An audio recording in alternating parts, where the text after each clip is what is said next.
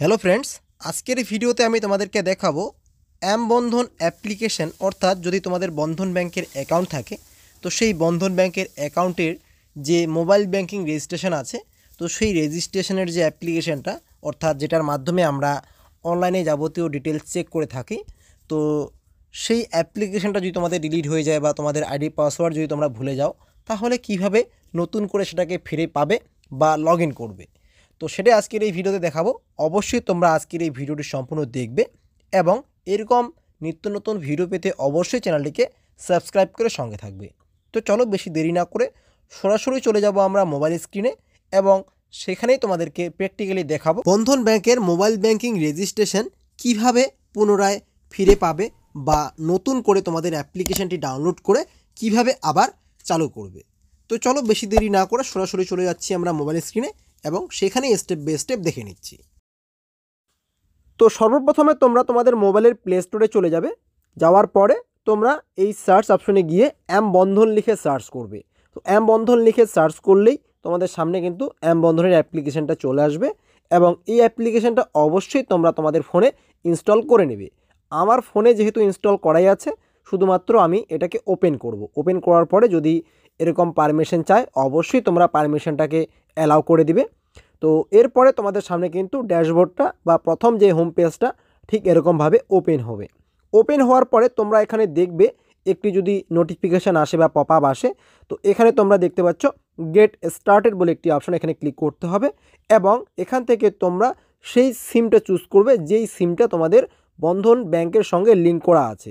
এরপরে কন্টিনিউ অপশনে ক্লিক করলেই তোমাদের এখানে কিন্তু মোবাইল নাম্বারটা একবার দেখাবে এবং এটা যদি কনফার্ম হয়ে থাকে বা এই মোবাইল নাম্বারটাই যদি হয়ে থাকে তাহলে দেখবে নিচের দিকে একটা কিন্তু বক্সের অপশান পাবে।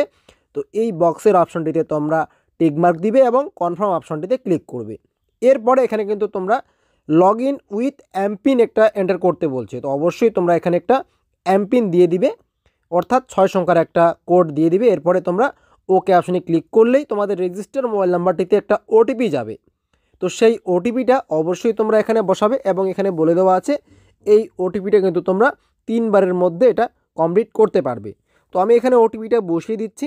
ওটিপিটা বসানোর পরে সাবমিট অপশনে ক্লিক করলেই এখানে কিন্তু একটা নতুন এমপিন সেট করতে বলছে। তো ওপরে অবশ্যই তোমরা একটা 6 ডিজিট পিন সেট করে নেবে এবং নিচের দিকেও সেই পিনটা আরেকবার কনফার্ম করে নেবে এবং সাইন আপ যে অপশনটি আছে এখানে ক্লিক করবে। এখানে ক্লিক করার পরে দেখতে পাচ্ছ আমাদের যে পিনটা আছে সেটা কিন্তু সাকসেসফুলভাবে ক্রিয়েট হয়ে গেছে। এরপরে আমরা লগ ইন অপশনে ক্লিক করব। তো লগ ইন অপশনে ক্লিক করার সঙ্গে সঙ্গেই দেখতে পাচ্ছ এখানে কিন্তু আমরা যেই এমপিনটা সেট করলাম সেই এমপিনটা কিন্তু এখানে আরেকবার এন্টার করতে হবে। তো এমপিনটা দেওয়ার সঙ্গে সঙ্গে অটোমেটিকভাবে লগ ইন হয়ে যাচ্ছে এখানে। এরপরে এখানে কিন্তু আরেকবার আমাদের রেজিস্টার মোবাইল নাম্বার একটা ওটিপি পাঠানো হয়েছে এবং সেই ওটিপিটা এখানে বসিয়ে দেখতে পাচ্ছ লগ ইন হয়ে গেছে। তো এরপরে এই এমপিনটা দিয়ে কিন্তু আমরা লগ ইন করতে পারবো এবং আমরা অ্যাকাউন্টের ব্যালেন্স চেক করতে পারবো এবং তার পাশাপাশি আমরা চাইলে এখান থেকে আমাদের এটিএম কার্ড যে পিনটা আছে সেটা চেঞ্জ করতে পারবো এবং তার পাশাপাশি আমরা নতুন এটিএম কার্ডের জন্য এখান থেকে অ্যাপ্লাই করতে পারবো এবং এখান থেকে আমরা চাইলে আমাদের যে চেকবুকের জন্য অ্যাপ্লাই সেটা করতে পারবো।